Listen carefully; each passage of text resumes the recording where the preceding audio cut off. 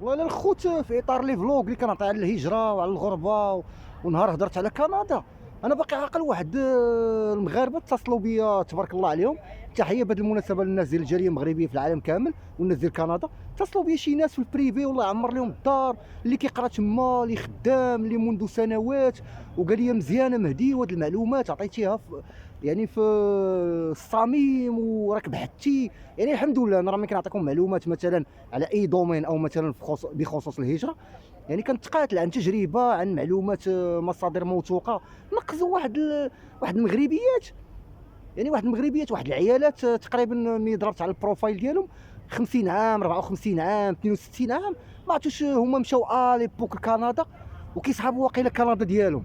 ناضوا قالوا لي اش كتقول ما كتقول. يعني انا عطيت واحد المسائل، عطيت واحد الخدامي، واحد الانواع ديال الخدامي، عطيت لي صالير بشحال. هما جاتهم غريبه، يعني ملي قلت انه في كندا ممكن تخلص 10000 دولار في الشهر، بنادم تزعزع. بنادم عايش موريال ما عرفت كيشد 2000 دولار و 3000 دولار. راه الغربه هذه ارزاق. تقدر انت تشدو 5000 واحد في مدينه وحده، هذا كيشد 4 المليون، هذا 7 المليون، هذا عنده ديبلوم، هذا عنده حرفه، هذا عنده اللغه، هذا غير مشى ديال الله، هذا تحرك وترزاقه، هذا كيجمع فلوس. يعني بنادم يعني تغيبدوا عليا كاكا وبداو كيدعيو فيا. عرفتي راه اتصلت بها انايا في الكومونتير، قلت لها ولا لا مازال انا عطيها الاحترام. قلت لها شنو درت ليك؟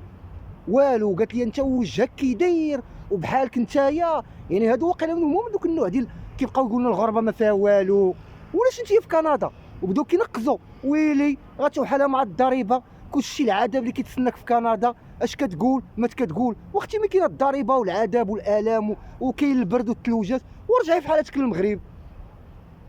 ضراتكم نتوما ديك المعلومه. انا في المغرب وعندي المعلومه عليك اللي انت في كندا. وبداو عليا في لي كومونتير، وقلت له معاك كنت كنهضر على التجاره والبيع والشراء، وكل خطره كنعطي انواع ديال الخدامي. هضرت على الكروسه والماكله بحال داكشي ديال نيويورك في ميريكان، ديال الهوت دوغ. يعني في مانهاتن كاينه كروسه معروفه في الافلام وفي الواقع. كاين عرب بلي ما راه كاع المصريين هما اللي حاكمين تما. كاين واحد مغربي شي عالي.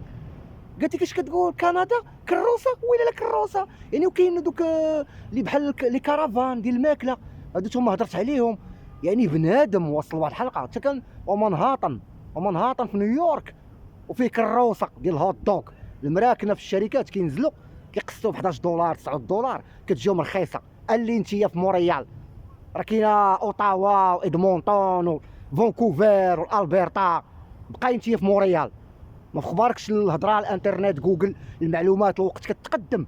بنادم بداو عليا والله كيدعوا فيا وانت بحالك. يعني هادو بحال شي الغربه كيسحبوا كندا ديالهم. يعني وعلمت شيئا وغابت عنك اشياء.